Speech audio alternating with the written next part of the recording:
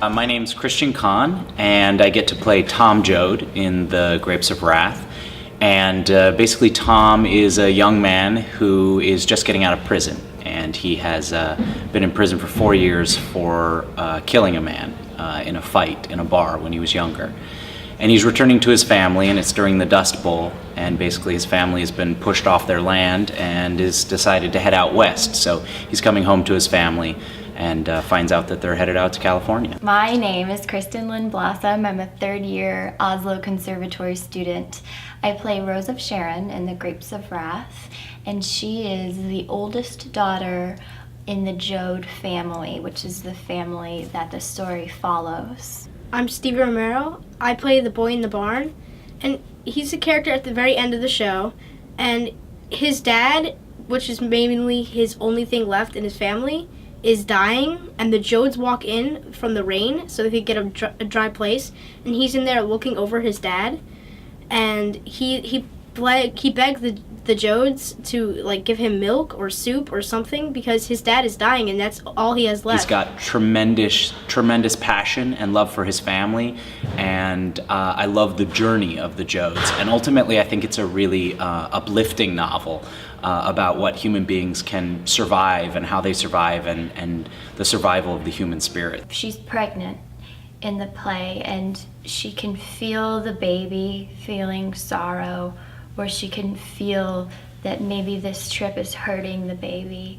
And a lot of times I'm very connected with my body, and I can sense that things are going on, or I can sense that, wow, this is really hurting my heart. It's a very depressing, but it's a very true story, because a lot of these people from the Dust Bowl had to go through this. So it's sort of cool simulating how they lived and how they had to get through this. Part of being an actor is tricking yourself into sort of believing that you're living through the circumstances of the story.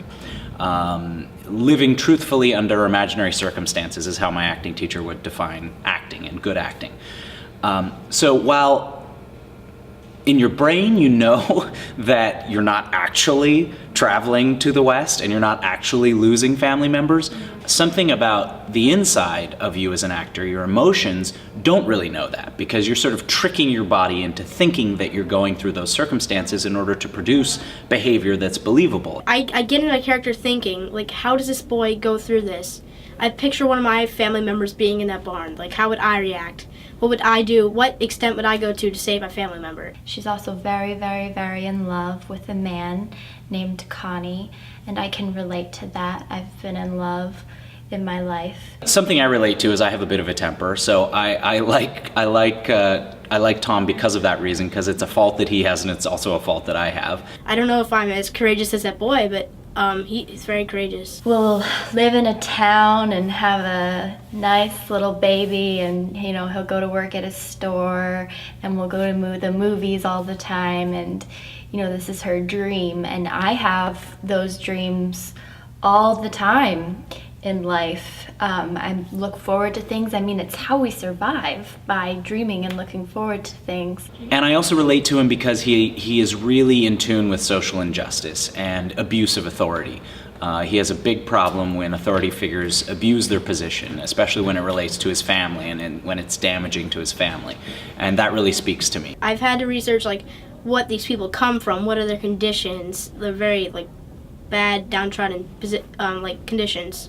And I didn't know that, so I had to really get familiar with the dialect, the Western characters' history and how they lived. I listened to these documentaries over and over again. When I was laying in bed, I would just close my eyes and listen to these voices of people recounting their experiences. His family goes through some incredibly difficult circumstances, and I think a big thread for them is how to maintain their decency, how to feel like human beings, how to not feel like dogs when sometimes they're being treated like dogs, and sometimes they eat like dogs and sleep like dogs, how they can maintain their decency and their humanity through those circumstances.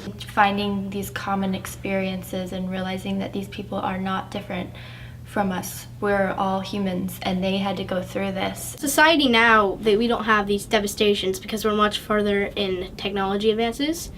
It's very different because obviously I'm not moving west to a different country, and if I had to, like, or state, they called it country. But I can take a plane or a car, and it's not a scary journey like they had to go through in their crickety old, like, wagons. The most beautiful thing about Rose of Sharon is that within maybe 10 minutes after she loses her baby, she does this incredible act of giving and self-sacrifice, of breastfeeding this dying man. It's the very end. It's the really dramatic showcasing, like, how the play is written, how it's just so dramatic. It's just showing the pure, like, core of the Dust Bowl era, like, where people are dying and people are losing their family and trying to be really mentally strong. The final moment in the play is the same as the final moment in the book, and I think it's one of the most beautiful images I've ever encountered, whether it's in the book or having seen the play.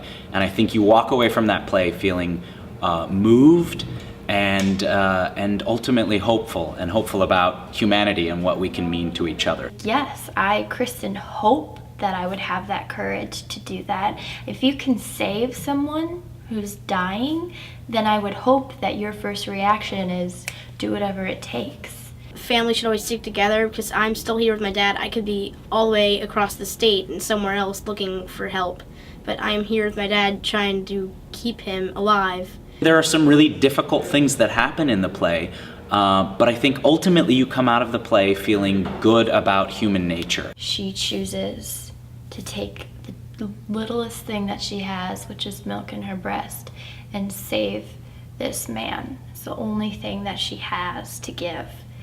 And I think that that's a beautiful thing, and I would hope that students will see that in the end, it's not only helpful for the man, it's helpful for Rose of Sharon, that in giving we receive. 66 Will Rogers Highway, 66 the people go